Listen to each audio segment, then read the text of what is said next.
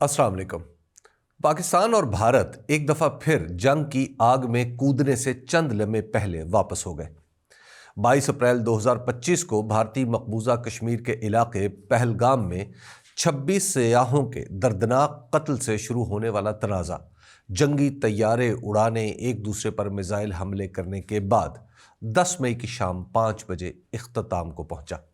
मुकम्मल जंग के बिल्कुल करीब पहुंच जाने वाले इस तनाज़े के खात्मे के बाद बर्र-ए-सग़ीर पाक व हिंद में अब नई तब्दीलियां रूनुमा होंगी।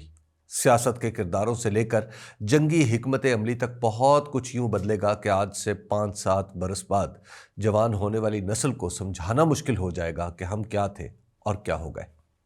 मुस्तक़बिल अपनी शक्ल सूरत खुद बनाता है, मगर पिछले चंद दिनों में पेश आने वाले वाक़यात को समझने की कोशिश करें तो मुस्तक़बिल को समझना भी आसान हो जाएगा।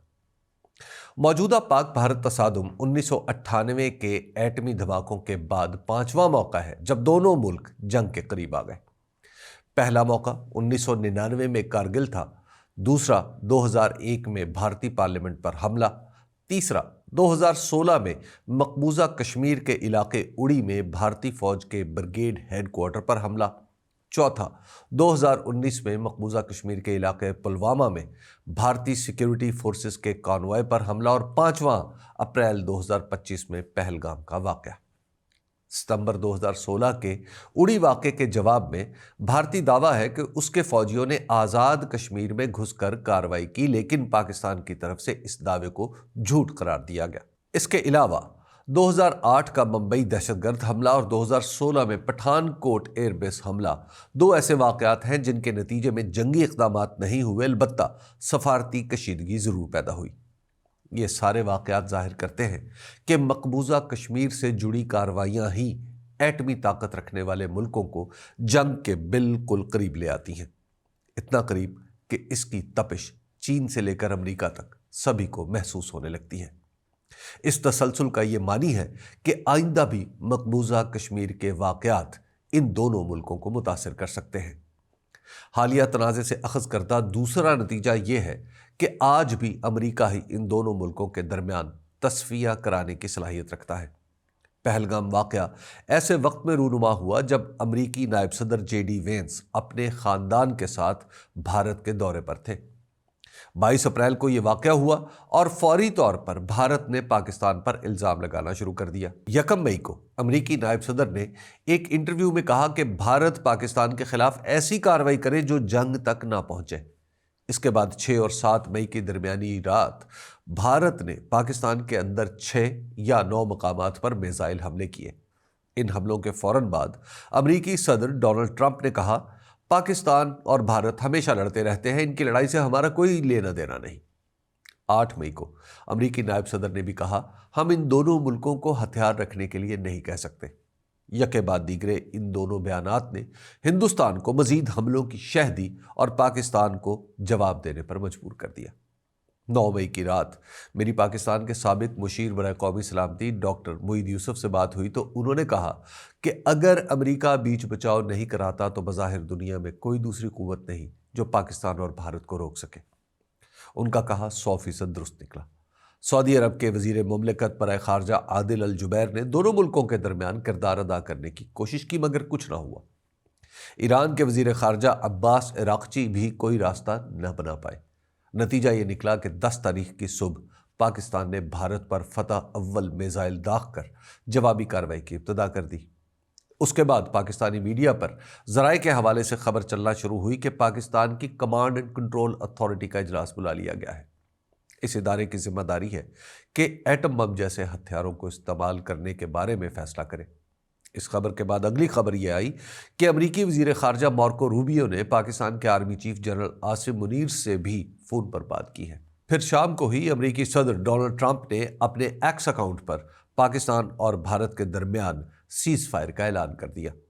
उनके बाद अमरीकी वज़ीर ख़ारजा, भारतीय वज़ीर ख़ारजा और पाकिस्तानी वज़ीर ख़ारजा ने भी ये ऐलान अपने अपने एक्स अकाउंट के ज़रिए किया। अमेरिका जनूबी एशिया के हर तराजे में फ़ैसला कुन किरदार अदा करता रहा है। اس تنازع میں اس نے پہلے کوئی کردار ادا کرنے سے گریز کیا اور پھر یو ٹرن لیتے ہوئے اپنا روایتی کردار بھرپور انداز میں نبھایا۔ امریکہ نے فوری طور پر یہ کردار ادا کیوں نہیں کیا، یہ ایک ایسا راز ہے جس کا افشا ہونا ابھی باقی ہے۔ البتہ یہ طے ہے کہ آئندہ بھی پاکستان اور بھارت کے درمیان امریکہ ہی فیصلہ کن کردار ادا کرے گا۔ تیسرا نقطہ اس تنازع کے حوالے سے سمجھنے کا مستقبل کی جنگوں اور جنگی حکمت عملی سے متعلق ہے۔ 1998 کے ایٹمی دھماکوں کے بعد پاک بھارت تنازعات میں آخری بار دونوں ملکوں کی بری فوجیں 2001 میں آمنے سامنے آئیں۔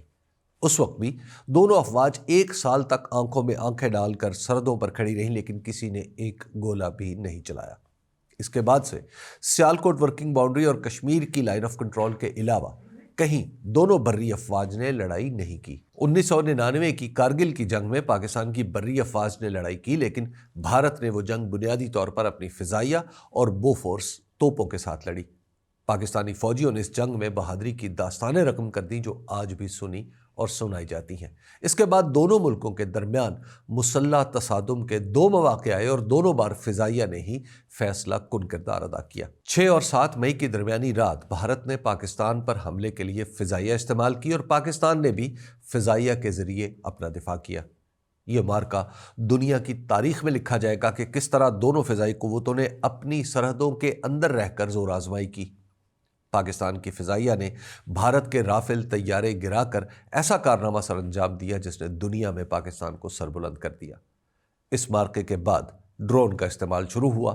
اس لڑائی میں کوئی پائلٹ نہیں تھا، بلکہ نامعلوم مقامات پر بیٹھے لوگ تھے جو شاید اپنی میز پر رکھے کمپیوٹر پر ڈرون کو ہدایات دے رہے ہوں گے۔ اسی طرح پاکستان کے سائنسدانوں کا بنایا ہوا فتح 1 میزائل نہایت آسانی سے چند لوگوں نے ایک ٹرک پر رکھ کر لانچر کے ذریعے چلا دیا۔ اس میزائل کے چلنے کے بعد ہی بھارت کو پاکستان کی طاقت کا اندازہ ہوا اور جنگ و جدل ختم ہوا۔ پاکستان کی طرف سے بھارت پر کیے جانے والے وار میں انفارمیشن ٹیکنالوجی کا استعمال بھی ہوا۔ پاکستان کے ماہرین نے بھارت کے 1744 سرورز پر اپنے کمپیوٹرز کے ذریعے قبضہ کر لیا۔ بھارتی حکومت کی 13 ویب سائٹس بند کر دیں، ریلوے کا نظام ناکارہ بنا دیا، بجلی کا نظام اس طرح بند کیا کہ ممبئی جیسے شہر کو ہنگامی انتظامات کرنا پڑے۔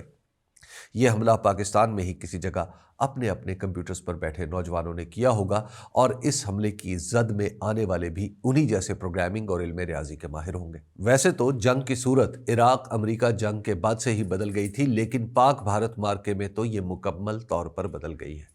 اب فولاد کا فولاد سے ٹکرانا جنگ نہیں رہا، بلکہ ٹیکنالوجی کا ٹیکنالوجی اور علم کا علم سے ٹکراؤ ہی جنگ ہے۔ اب صاف دکھائی دے رہا ہے کہ چند سالوں میں ایک فوجی کا تصور بندوق کے ساتھ نہیں ہوگا، بلکہ اس کے ہاتھ میں لیپ ٹاپ یا موبائل فون ہوگا، اس کے کان میں ایئرپوڈ لگے ہوں گے اور وہ کسی کیفے میں بیٹھا دنیا کے کسی دوسرے ملک کے اپنے جیسے فوجی کے ساتھ پنجہ آزمائی کر رہا ہوگا۔ 6 مئی سے 10 مئی تک جاری رہنے والے اس مارکے میں میڈیا کا کردار بھی نئے انداز میں سامنے آیا۔ یہ چوتھا نقطہ ہے جو سمجھنا ضروری ہے۔ بھارتی میڈیا کے بارے میں یہ تاثر عام تھا کہ ٹی وی اور اخبارات حکومتی شکنجے سے آزاد رہ کر کام کرتے ہیں۔ 22 اپریل سے لے کر 10 مئی تک کے 18 دنوں میں پتہ چلا کہ مودی حکومت نے پچھلے 12 برسوں میں عملاً میڈیا پر قبضہ جما لیا ہے، اور یہ خود مختار نہیں بلکہ اس کے جارحانہ عزائم کا حصہ ہے۔ بالخصوص بھارتی نیوز چینلز نے جس انداز میں جنگی جنون پیدا کیا اور حقائق کے خلاف رپورٹنگ کی، اس نے دنیا بھر میں صحافیوں کو شرمسار کیا۔ بھارت نے حقیقی رپورٹنگ روکنے کے لیے نہ صرف پاکستانی یوٹیوب چینلز بلاک کیے، بلکہ پراوین سانی اور کرن تھاپر جیسے معتبر بھارتی صحافیوں کے یوٹیوب چینل بھی بند کرا دیے۔ بھارتی ٹی وی چینلز تو اس حد تک گر گئے کہ لاہور، کراچی اور کشمیر میں بھارتی فوجوں کے داخلے کی خبریں چلا دی۔ یہ خبریں صحافیوں کی دی ہوئی نہیں تھیں، بلکہ فوجی حکمت عملی کے تحت چلائی گئی تھیں۔ ان کا مقصد تھا پاکستان کے بڑے شہروں میں عوام کو اتنا ہراساں کیا جائے کہ وہ اپنے گھروں کو چھوڑ جائیں۔ اگر بھارت کی یہ چال کامیاب ہو جاتی تو پاکستان بہت بڑی مشکل میں گرفتار ہو جاتا۔ اس خطرناک چال کا مقابلہ پاکستان کے سوشل میڈیا نے کیا۔ لوگوں نے اپنی اپنی ویڈیوز بنا کر سوشل میڈیا پر ڈالیں کہ تمام شہر محفوظ ہیں۔ پاکستان کے نیوز چینلز اور اخبارات کے ساتھ پچھلے 3 برسوں میں جو کچھ ہو چکا ہے، اس کے بعد ان کی خبر پر بھروسہ رہا ہے، نہ ان کے تجزیے کا اعتبار۔ सोशल मीडिया पर पिछले 3 बरसों के दौरान पाकिस्तान की स्टैब्लिशमेंट ने डिजिटल दहशतगर्दी और इंतशारी टोले का लेबल लगा रखा है, मगर वक्त पड़ा तो यही डिजिटल इंतशारी टोला पाकिस्तान के दिफा को आया और इसने भारत की खतरनाक तरीन चाल को उसी पर उल्टा दिया।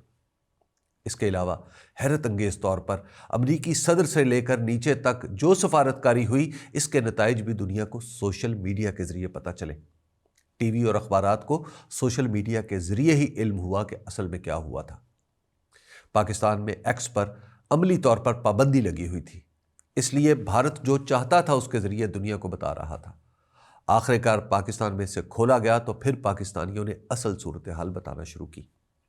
शायद पाकिस्तान की इस्टेब्लिशमेंट को इसका एहसास मुस्तक़िलन हो जाए कि मुल्की मसाइल में उलझन का जिम्मेदार सोशल मीडिया नहीं, इसके असबाब दीगर है। 5वां नुक्ता पाक भारत कशीदगी और हालिया मुसल्लह तसादुम से समझने का यह है कि इस बार दोनों मुल्कों के मामलात में अमरीकी मुदाखलत सीज़ फायर तक महदूद रही है। यहाँ तक पहुँचने के लिए जो भी मुज़ाकरात हुए हैं, इनका कोई बाकायदा एलामिया जारी नहीं हुआ, बल्कि अमरीकी वज़ीर ख़ारजा मार्को रूबियो की एक्स पोस्ट को ही एलामिया करार देकर अमरीकी वज़ारत ख़ारजा ने अपनी वेबसाइट पर लगा दिया है। इससे पहले जब भी अमरीका इन दोनों मुल्कों के बीच आया तो एक बाकायदा एलामिया जारी किया गया जिसमें कश्मीर का जिक्र किया जाता था। इस बार तमाम उमूर पर बातचीत के अल्फाज इस्तेमाल हुए हैं। इसका मतलब है कि अमरीका कम अज़ कम मुस्तक़बिल करीब में किसी ख़ास मसले पर कोई मौक़िफ़ इख्तियार नहीं करेगा। कश्मीर के मसले पर अमरीकी खामोशी तोड़ने के लिए पाकिस्तान को आइंदा बहुत कुछ करना पड़ेगा। आखिरी नुक्ता पहलगाम वाक़े के मुताल्लिक़ है। यह वाक़या ही पाकिस्तान और भारत को जंग तक लाने का बाइस बना। इस मामले में भारतीय हुकूमत ने अब तक कोई शवाहिद नहीं दिए, बस पाकिस्तान पर इल्ज़ाम लगा डाला और पाकिस्तान ने इस इल्ज़ाम के दिफा में कुछ वाक़याती शहादतें पेश कर दी। अब तक की हकीकत यह है कि इस वाक़े की तफसीलात किसी के इल्म में नहीं, लिहाजा अब दोनों मुल्कों को मिलकर या अलग अलग इस वाक़े के ज़िम्मेदारों का सुराग लगाना चाहिए। बिलखुसूस पाकिस्तान को इसके लिए एड़ी चोटी का जोर लगाना चाहिए, क्योंकि इस वाक़े का इल्ज़ाम इस पर लगाया गया। अगर इस वाक़े के हक़ाइक़ दुनिया के सामने नहीं आते तो ऐन मुमकिन है इस तरह का दूसरा वाक़या दोनों मुल्कों को जंग पर माइल कर दे। भारत और पाकिस्तान को दहशतगर्दी का मिलकर ही मुकाबला करना होगा, वरना ये दहशतगर्दी इन दोनों को तबाह कर देगी। शुक्रिया।